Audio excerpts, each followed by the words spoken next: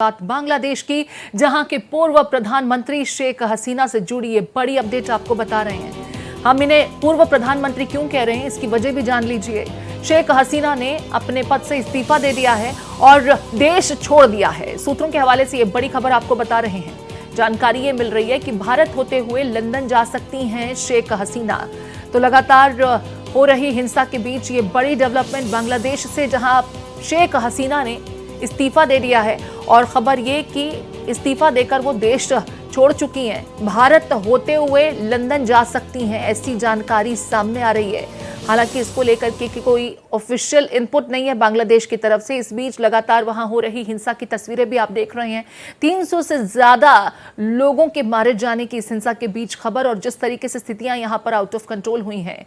सेना ने शेख हसीना के इस्तीफे की पुष्टि हालांकि कर दी है। इस बीच खबर यह आई कि शेख हसीना भारत होती हुई लंदन जा सकती हैं। सेना प्रमुख की तरफ से लोगों से धैर्य बनाए रखने की बात भी कही गई है और ये भी जानकारी सामने आई है कि 24 से लेकर 48 घंटे के भीतर अंतरिम सरकार का गठन कर दिया जाएगा। फिलहाल कर्फ्यू या इमरजेंसी जैसे हालात नहीं है और जल्द ही स्थितियों को कंटेन किए जाने की बात भी सेना प्रमुख द्वारा की गई है। सेना का बयान इस संदर्भ में क्या आया है वो भी देख लीजिए। शेख हसीना ने इस्तीफा दिया है, सेना ने इस इस्तीफे की पुष्टि भी कर दी है। शेख हसीना ने इसके बाद जो सामने जानकारी आ रही है वो ये कि बांग्लादेश छोड़ दिया है। इस बीच बांग्लादेश में अंतरिम सरकार का गठन किया जाएगा। 24 से 48 घंटे में अंतरिम सरकार का गठन होगा। अंतरिम सरकार अब देश को चलाएगी। तो देखिए, आरक्षण के मुद्दे को लेकर जिस तरीके से हिंसा बांग्लादेश में भड़की, उसके बाद कई मौतें हुई और इस बीच जिस तरीके से लगातार शेख हसीना के इस्तीफे की मांग चल रही थी, अब ये डेवलपमेंट आपको हम बता रहे हैं। How will it augur for India's security and geostrategy? Our borders are very, very porous, and our politics is very intertwined in a way. So, how do you see this auguring for India, sir, in coming days? Because, as you said, radical parties may take over, army will be there, and foreign hand is also there, probably China, if you are not mentioning, maybe. But how do you think India will be dealing with this, and what will be the challenge for India? Well, Bangladesh, the India-Bangladesh border is the longest border we have with any other country. It's over 4,000 kilometers. It's very strategic. There's a straddle that space that includes the chicken's neck and goes across to many of our northeastern states. An unstable Bangladesh can, add to instability in parts of our country which we do not want to see. So a peaceful, stable, prosperous Bangladesh is in India's best. And it's very important that we work with all concerned to ensure that our interests and those of Bangladesh are secured.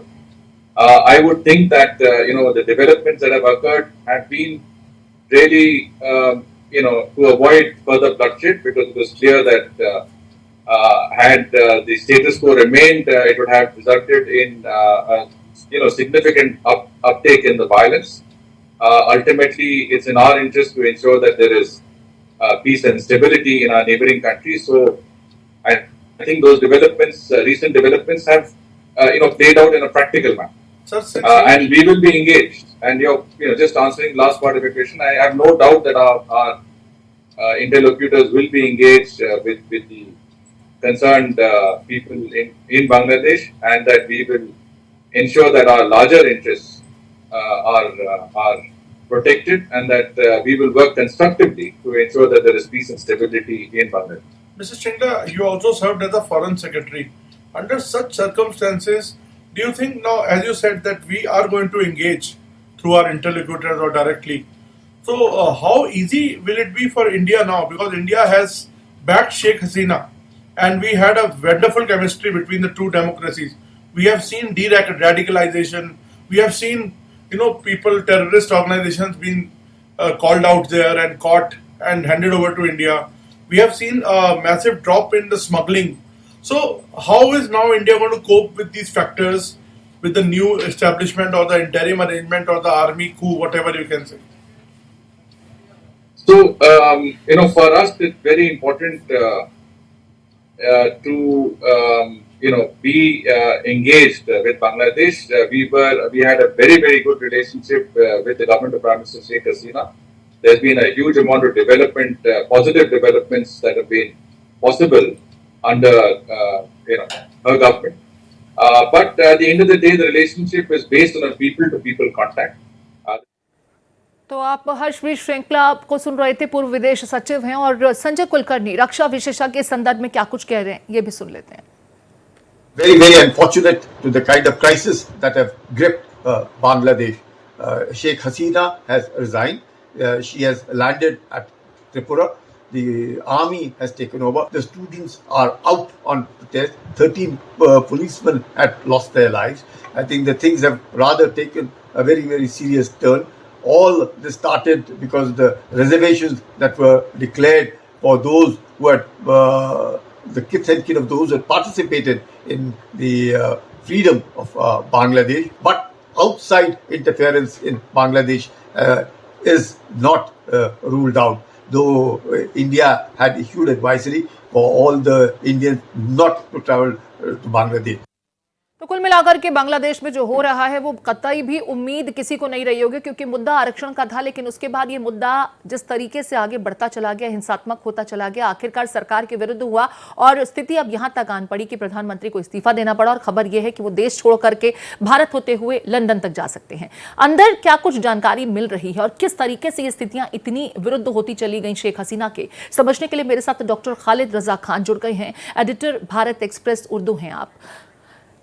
ठीक है, खालिद जी का रुख करेंगे, लेकिन इस बीच आपको जानकारी दे दें कि दरअसल बांग्लादेश में जो हिंसक प्रदर्शन हुए वो क्यों हुए। दरअसल यहां पर सरकारी नौकरियों में 56% आरक्षण लागू है। इसमें से 30% आरक्षण अकेले 1971 के मुक्ति संग्राम में भाग लेने वाले स्वतंत्रता सेनानियों के बच्चों को इसका बेनिफिट मिलता है। इसके अलावा अगर 10% आरक्षण की बात की जाए तो यहाँ सामाजिक आर्थिक तौर पर पिछड़े जिले के जो लोग हैं उनको 10% महिलाएं और 5% जातिगत अल्पसंख्यक समूहों के लिए मिलता है। लेकिन विरोध इस बात का कि जो 30% आरक्षण 1971 के मुक्ति संग्राम में भाग लिए हुए लोगों के स्वतंत्रता सेनानियों के बच्चों को दिया जाता है, इसमें सरकारी नौकरियों में अच्छे लोग नहीं आ पाते, जो मेधावी लोग हैं उन्हें वो बेनिफिट नहीं मिल पाता, और वो लोग जो मेरिट बेस्ड नहीं है उन्हें भी इस आरक्षण का फायदा मिलकर के सरकारी नौकरियों में भर्ती मिल रही है। इसी को लेकर के विरोध शुरू हुआ था, लेकिन उसके बाद स्थितियां अब हिंसात्मक होते हुए बात यहां तक आ गई कि प्रधानमंत्री को इस्तीफा देना पड़ा। और अब सेना की तरफ से जानकारी मिल रही है कि अंतरिम सरकार अब यहां अगले 24 से 48 घंटों में बना दी जाएगी और स्थितियों को कंटेन कर लिया जाएगा। और हालात अभी इतने नहीं बिगड़े हैं, सेना की तरफ से संदर्भ में तमाम बातें रखी गई हैं। डॉक्टर खालिद रजा खान साहब हमारे से जुड़ गए हैं, एडिटर हैं भारत एक्सप्रेस उर्दू के। आप बहुत स्वागत है खालिद जी आपका। खालिद जी, 56% कुल मिलाकर के आरक्षण बांग्लादेश में जो प्रावधान है उसके हिसाब से है, लेकिन विरोध शुरू हुआ जो 30% है उन लोगों का जो 1971 के वहां पर स्वतंत्रता सेनानी रहे, मुक्ति संग्राम के लिए जो लोग शामिल हुए थे, उनके बच्चों को वो बेनिफिट्स मिलते थे। विरोध इससे शुरू हुआ, फिर आखिर बात शेख हसीना तक चली गई। शेख हसीना जो हिंसा कर रहे थे उनको आतंकवादी तक डिक्लेयर करने की बात करती हैं और काफी सख्ती से निपटने के इंस्ट्रक्शंस उनके द्वारा दिए गए थे। लेकिन फिर अचानक स्थितियां इतनी बिगड़ गई कि आखिरकार उन्हें इस्तीफा देना पड़ा और मुल्क छोड़ना पड़ा है। ये खबर सामने आ रही है, क्या कुछ जानकारी आपके पास, और इन स्थितियों को लेकर आप किस तरीके से आकलन कर पा रहे हैं कि अब यहां से बांग्लादेश में आगे क्या कुछ डेवलपमेंट्स हो सकता है? जी प्रीति, मामला यह है कि देखिए ये इमीडिएट रीज़न ज़रूर है, ये तात्कालिक एक जो वजह नज़र आ रही है कि स्टूडेंट्स जो है उन्होंने प्रोटेस्ट किया कोटा सिस्टम को लेकर, लेकिन ये चिंगारी कई वजहों से बहुत ज़माने से अंदर अंदर सुलग रही थी और उसी का नतीजा ये है कि शेख हसीना को आज छोड़ना पड़ा अपना पद और उनको देश से भागना भी पड़ा। ये चिंगारी तब से जल रही थी जब से उन्होंने आप ये कहें कि 2 दशक पहले उन्होंने ये सत्ता संभाली थी। सत्ता संभालने के बाद से मुसलसल वो अपने जो अपोनेंट हैं, जो अपोजिशन पार्टी के लोग हैं, उन पर लगातार दबाव बना रही थी। उनको लगातार उनको बिना कोई वजह बताए उनको अरेस्ट किया जा रहा था। बांग्लादेश नेशनलिस्ट पार्टी की शेख खालिदा ज़िया हो, उनके साथ तरह तरह के बहाने के बाद प्रताड़ना थी। और अगर हम उसको अभी हाल के दिनों में अगर हम देखें कि उसका वो नतीजा उन तमाम 2 दशकों का जो नतीजा था वो नज़र आ रहा था अभी जनवरी में हुए इलेक्शन में, जब इलेक्शन हुआ तो ये बांग्लादेश नेशनलिस्ट पार्टी के साथ साथ ऑलमोस्ट 20 से 25 जो अपोजिशन की पार्टियां थी उन्होंने बाइकॉट किया था इलेक्शन का, और बाइकॉट करने के बाद भी वहाँ पर कुल ये कहें कि तमाम ने बाइकॉट किया और ऑलमोस्ट 80% जनता ने इस इलेक्शन का बाइकॉट कर दिया था। तो ये सब चीज़ें नज़र आ रही थीं और शेख हसीना ज़रूर 240 सीट लाकर अपना बहुमत साबित कर पाई, और उसके साथ साथ कुछ और 65 सीटें जो उन्होंने जीती थी वो डमी कैंडिडेट खड़ा करके इंडिपेंडेंट को जो अवामी लीग के ही थे उनके ज़रिए 65 सीट को जीता गया, और फिर हाउस में 350 की हाउस में यानी जो उनकी जो पार्लियामेंट है उसमें बहुमत साबित किया गया। लेकिन पूरी दुनिया इस पर नज़र रख रही थी, यूनाइटेड स्टेट्स हो, अमेरिका हो या इंग्लैंड हो या और भी बहुत सारे यूएन के जो ऑर्गेनाइजेशंस हैं, उन्होंने इलेक्शन के फ्री एंड फेयर होने पर सवाल उठाए थे और कहा था कि ये डेमोक्रेसी का सही पैरामीटर नहीं था और उस बुनियाद पर इलेक्शन नहीं हुआ था। तभी से ये नज़र आ रहा था कि देर हो या सवेर अपोजिशन पार्टियों का जो बाइकॉट था इतनी बड़ी तादाद में, जिसके साथ देश की 70 से 80% जनता उन अपोजिशन लीडरों के बाइकॉट के सपोर्ट में थी, तो ये जो चिंगारी थी ये देर सवेर ये कहीं ना कहीं से इसको शोला बनना ही था, और वही हुआ कि इमीडिएट रीज़न उसका ज़रूर नज़र आ रहा है कि जो रिजर्वेशन कोटा को लेकर जिसको माना जा रहा है कि ये डिस्क्रिमिनेटरी है, हालांकि सुप्रीम कोर्ट के इंटरफेरेंस के बाद इस कोटा सिस्टम को कम किया गया था, लेकिन उसके बावजूद प्रोटेस्ट कम नहीं हुआ, क्योंकि लोगों के अंदर 2 दशकों से जो गुस्सा था और जो अपोजिशन लीडरों के जिस तरह से उनको बिना कारण बताए अरेस्ट किया गया था, और हज़ारों की तादाद में ऐसे अपोजिशन के लीडर्स हैं जो अभी तक लापता हैं, उनका न उनकी बॉडी कभी मिली न उनका ये पता है कि कहाँ। तो ये सब तमाम ये जो गुस्सा था, ये जो आक्रोश था आवाम में और जो अपोजिशन लीडर हैं, वो सब कल्मिनेट करके वो सब इस रूप में नज़र आया कि अल्टीमेटली शेख हसीना को देश रिजाइन करना पड़ा और देश छोड़कर भागना पड़ा अपनी जान बचाने के लिए। यहाँ पर खालिद अगर बात की जाए, स्टूडेंट्स की मांग यही थी कि मेरिट बेस्ड जो स्टूडेंट्स हैं वो तो पिछड़ जाते हैं और जो आरक्षण का इस्तेमाल करते हुए सरकारी नौकरियों पर पदों पर आसीन हो जाते हैं, जो उसके हकदार भी नहीं है और उतना टैलेंट भी उनमें नहीं है। इसको सरकार को तवज्जो देनी चाहिए और अब आरक्षण में तब्दीलियां करने का वक्त आ चुका है। बावजूद इसके सेना को यहाँ पर पहले मैदान में उतारा गया। मैं पूर्व सेना चीफ जो यहाँ के हैं इकबाल करीम भुइयां, उनके स्टेटमेंट को भी देख रही थी और का ये सीधे तौर पर कहना है कि हम लगातार सरकार से रिटर्न में भी ये अपील कर रहे थे कि छात्रों के विरुद्ध सेना का इस्तेमाल नहीं होना चाहिए। बावजूद इसके यहाँ पर जो अनरेस्ट हमने जुलाई के महीने में भी देखा था जिसमें 200 लोगों की मौत हुई थी, एक बार फिर से दोबारा वो आग भड़की। लगातार अपील की जाती रही कि सेना का इस्तेमाल न किया जाए, क्योंकि ये सिर्फ स्टूडेंट्स हैं जो अपने हक की मांग रख रहे हैं, हक की बात कर रहे हैं, लेकिन उसे देखा नहीं गया, उस पर तवज्जो नहीं दी गई। शायद इस बार भी स्थितियों को अंडर एस्टिमेट किया गया शेख हसीना की तरफ से। हालांकि वो जिस कदर परिपक्व राजनीति का एक्सपीरियंस उनके पास है, 15 साल से ज्यादा बांग्लादेश की सत्ता पर वो काबिज रही, और उसके बाद इस तरह की गलती चूक उनसे हुई। सेना को अभी जिस तरह से फ्री हैंड मिल गया है बांग्लादेश में इन स्थितियों के बीच में, क्या लगता है पाकिस्तान की तरह ही बांग्लादेश का भी हश्र होने जा रहा है? इसे समझना होगा। देखिए, आप जहां तक आरक्षण की बात कर रहे हैं कि आरक्षण यकीनी तौर पर यह आरक्षण का कोई सिस्टम होना चाहिए। सबसे पहले तो है कि हमारे जो इंडियन सिटीजन्स हैं जिनको कोई खतरा है बांग्लादेश में, राइट, अगर हो तो उनको इवैक्यूएट करने का इमीडिएट करना चाहिए। उसके अलावा आई थिंक इंडियन गवर्नमेंट को कुछ नहीं करना चाहिए, उनका इंटरनल मामला है। बट हाँ, तीसरी चीज़ हमें जो करनी चाहिए, हमें अपने बॉर्डर्स को इमीडिएट सिक्योर कर देना चाहिए, क्योंकि बांग्लादेश में जब ऐसी उथल पुथल होती है या हो गई है तो काफ़ी रिफ्यूजीज, असाइलम और उनमें कुछ टेरर आतंकी भी मिक्स्ड आ सकते हैं हमारे बॉर्डर्स की तरफ। तो हमें अपने बॉर्डर्स की सिक्योरिटी को इमीडिएटली रैचेट अप करना चाहिए। खालिद रजा, आप तक मेरी आवाज आ रही है? आप अपनी बात पूरी कर सकते हैं। जी।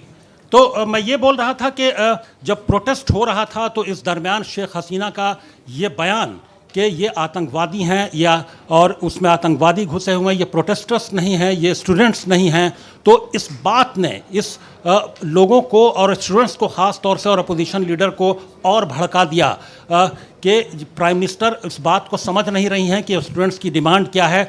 यही वजह है कि आर्मी ने जब कमांड लिया शेख हसीना के देश छोड़ने के बाद और रिज़ाइन करने के बाद, तो उन्होंने ये साफ लफ्ज़ों में आर्मी चीफ ने कहा कि हम आपकी तमाम डिमांड को पूरी करने को तैयार हैं, हम आपकी बात सुनने को तैयार हैं, हम आप पर और उन्होंने सेना को आदेश दे दिया कि किसी तरह की गोली की फायरिंग नहीं होगी, स्टूडेंट्स पर गोली नहीं चलाया जाएगा, और वो तमाम बात सुनने को तैयार हैं। अब जबकि इंटरिम गवर्नमेंट वहाँ पर फॉर्म हो जाएगी, ऐसा लगता है कि बांग्लादेश आर्मी की निगरानी में बांग्लादेश नेशनलिस्ट पार्टी और जमाती इस्लामी और इस तरह की तमाम जो कुछ अपोजिशन पार्टियां हैं उनको मिलाकर इंटरिम सरकार बनाने की तैयारी चल रही है। आप जिक्र कर रहे हैं उसकी फॉर्मेशन का जिक्र वहां के सेना प्रमुख ने भी किया है कि 24 से 48 घंटों में इंटरिम गवर्नमेंट बना ली जाएगी। सवाल भारत के लिहाज से, अभी मैं रॉबिंद्र सचदेव को भी सुन रही थी, यहाँ पे रक्षा विशेषज्ञ भी हैं, विदेश मामलों के बहुत बेहतरीन जानकार हैं। उनका यह कहना है कि भारत को फिलहाल ज्यादा कुछ नहीं करना चाहिए, सिर्फ अपनी जो बॉर्डर्स हैं उसे सिक्योर हमें करना है। इसको लेकर के आगे भी मैं आपसे समझने की कोशिश करूंगी क्योंकि भारत की प्रतिक्रिया भी यहाँ पर क्या होनी चाहिए। लगातार हम बांग्लादेश में जो ताज़ा डेवलपमेंट्स हैं उस पर बात कर रहे हैं। मेरे साथ डॉक्टर खालिद रजा खान जुड़े हुए हैं, एडिटर हैं आप भारत एक्सप्रेस उर्दू के। खालिद जी, एक सवाल जो मैं अभी रॉबिंद्र सचदेव साहब को भी सुन रही थी और उनकी बातों से मेरे जहन में आया कि वाकई में भारत के लिए, क्योंकि बांग्लादेश के संबंधों का अगर जिक्र करते हैं, बहुत कॉर्डियल रिलेशनशिप रहे हैं। प्रधानमंत्री नरेंद्र मोदी ने जब शपथ ग्रहण किया तो बांग्लादेश की प्रधानमंत्री सबसे पहली गेस्ट थी विदेशी जो यहां इस कार्यक्रम में शिरकत करने के लिए पहुंची। इसके बाद उनका दोबारा भी 15 दिनों के भीतर भारत दौरा रहा था। अब जो डेवलपमेंट्स वहां पर हुए हैं, पहले तो उसे भारत को किस तरीके से देखना चाहिए? क्या हमारी स्ट्रैटेजी सिर्फ अपने बॉर्डर्स को सिक्योर करना और इस चीज को इंश्योर करना कि किसी तरह की इन्फिल्ट्रेशन इस फ्रंट से नहीं होनी चाहिए? क्योंकि हमने देखा है कि बांग्लादेश जो बॉर्डर है, भारत बांग्लादेश का जो बॉर्डर है, अक्सर उस बॉर्डर का इस्तेमाल पाकिस्तान अपने नापाक मंसूबों को पूरा करने के लिए भी करता रहा है, फिर चाहे FICN का जिक्र करें या ड्रग्स की स्मगलिंग का। तो ये बॉर्डर इस वक्त इतना अनरेस्ट देख रहा है, झेल रहा है। ऐसे में हमारी एग्जैक्ट स्ट्रैटेजी क्या होनी चाहिए? इस पर आपके विचार क्या हैं?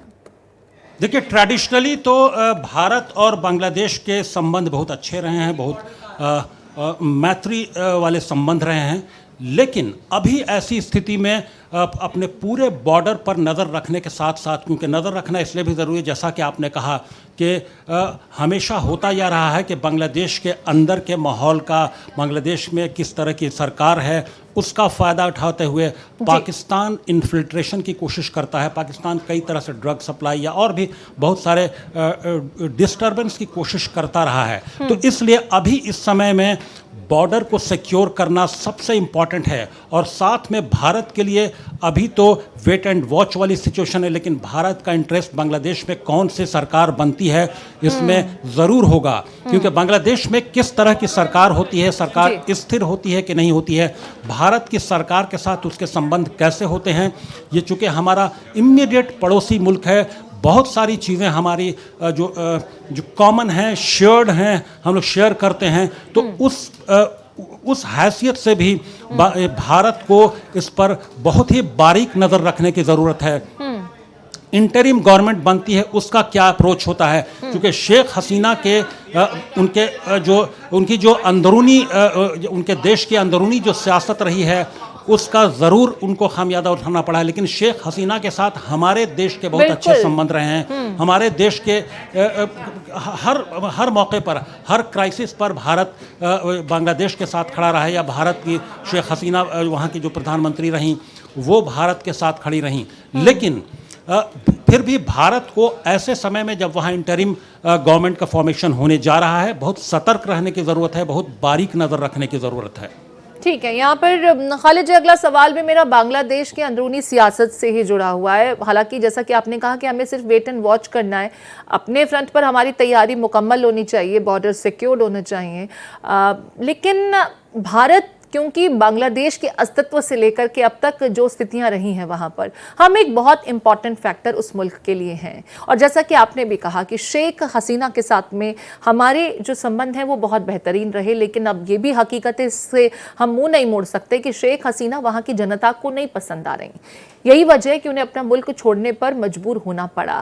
फिलहाल जो भी वहां पर पार्टी या जिसका भी गठन सेना की मदद से होता है अंतरिम सरकार के रूप में, उसके साथ हमारे संबंध किस तरह से बढ़ने चाहिए आगे। और आपको क्या लगता है कि जो हमारी कूटनीति रही है, एक बार फिर से बांग्लादेश के संदर्भ में हमें रिवाइज करना होगा क्या, कि हमारी पॉलिसीज क्या रहें ताकि स्थितियां पहले जैसी प्रेम भाव वाली ही रहें? देखिए, आमतौर पर किसी भी देश की, चाहे हमारा देश हो या कोई भी दूसरा देश हो, उनकी फॉरेन पॉलिसी कमोबेश एक तरह की होती है। लेकिन सरकार बांग्लादेश में चूँकि शेख हसीना की थी, उनके साथ एक यूँ कहें कि हम लोग संबंधों के मामले में एक्स्ट्रा माइल्स हम लोग चले जाते थे। तो अब ये सतर्क रहने का समय है कि जो बांग्लादेश नेशनलिस्ट पार्टी हो या जमात इस्लामी हो या अपोजिशन की दूसरी पार्टियां हों, वो सरकार बनाकर क्या अप्रोच रखती हैं भारत के लिए। और ये बिल्कुल सतर्क रहने का समय है, क्योंकि जब जमात इस्लामी को लेकर वैसे भी थोड़ा शक व शुबहात पहले से रहे हैं कि उनका अप्रोच थोड़ा डिफरेंट रहता है। बांग्लादेश नेशनलिस्ट पार्टी को लेकर भी थोड़ा रिजर्वेशन रहा है पहले से। तो इसलिए ये बहुत ही सतर्क रहने का समय है और ये बहुत बारीकी से ये देखने का समय है कि उनका भारत को लेकर क्या अप्रोच है, क्योंकि जैसे हम उनके पड़ोसी हैं वैसे वो हमारे पड़ोसी हैं। हम दोनों एक दूसरे के पड़ोसी हैं और दोनों के इंटरेस्ट और जो शेयर्ड इंटरेस्ट हैं वो बराबर के हैं। इसलिए हम तमाम पहलुओं पर हमें नज़र रखनी चाहिए और सरकार नज़र रख रही होगी। मोदी सरकार इस मामले में, मैं आपको रोक रही हूँ यहाँ पर खालिद। दिल्ली हम रुक करेंगे, जहाँ पर बांग्लादेश हाई कमीशन की तस्वीरें भी सामने आ रही हैं, जहाँ पर सुरक्षा तमाम स्थितियों को मद्देनजर बढ़ा दी गई हैं। आप तस्वीरें देख लीजिए, दिल्ली से बांग्लादेश हाई कमीशन की तस्वीर, जहां पर सिक्योरिटी टाइट की गई है। जिस तरह का हिंसा के दौर से इस वक्त बांग्लादेश गुजर रहा है, वहां जिस तरह का सिटीजन अनरेस्ट देखने को मिल रहा है, इन स्थितियों में हालांकि इंटरनल जो सिचुएशन है वो अब तो जग जाहिर है, 300 से ज़्यादा मौतें हो चुकी हैं, प्रधानमंत्री मुल्क छोड़ चुकी हैं।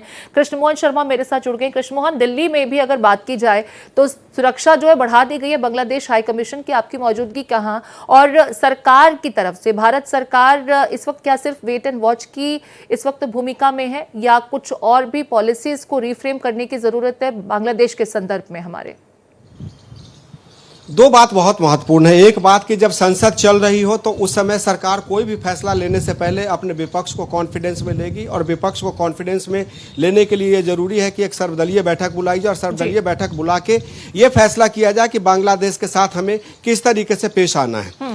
दूसरी बात, जो आज की सबसे बड़ी खबर ये है कि वहाँ पे एक इंटरिम गवर्नमेंट सलीमुद्दीन अहमद के अध्यक्षता में एक तरीके से बना दी गई है। और जो तीसरी सबसे इंपॉर्टेंट खबर ये है कि शेख हसीना, जिनसे हमारे संबंध बहुत मधुर है, वो भारत के लिए वहां से रवाना हो चुकी हैं। तो सवाल ये उठता है कि भारत के पास क्यों आ रही हैं? भारत के पास इसलिए आ रही हैं कि क्या मध्यस्थता करके छात्रों के बीच में या वहाँ के हुक्मरान के बीच में बात करके क्या कोई बीच का रास्ता निकाला जा सकता है, ताकि जो जिस तरीके से वहाँ पे एक गृह युद्ध की स्थिति हो गई है और करीब 300-325 लोग मारे जा चुके हैं, तो ऐसे में भारत जो सबसे मजबूत स्थिति में है, उसका रोल बहुत महत्वपूर्ण हो जाता है, जो सैन्य बल से, आर्थिक बल से, मनोबल से, तीनों से उसकी मदद कर सकता है। तो ये सरकार अभी वेट एंड वॉच की स्थिति में है। और जो शेख हसीना यहाँ पे आ रही हैं वो इसलिए आ रही हैं कि ताकि उनको एक तरीके से नैतिक बल मिले, ताकि अपने राज्य की, अपने प्रदेश की स्थिति को, देश की स्थिति को सुधार सके। बहुत शुक्रिया कृष्णमोहन, जानकारी साझा करने के लिए। हमारे साथ डॉक्टर खालिद रजा खान साहब भी जुड़े रहे। बहुत शुक्रिया आपका भी खालिद जी।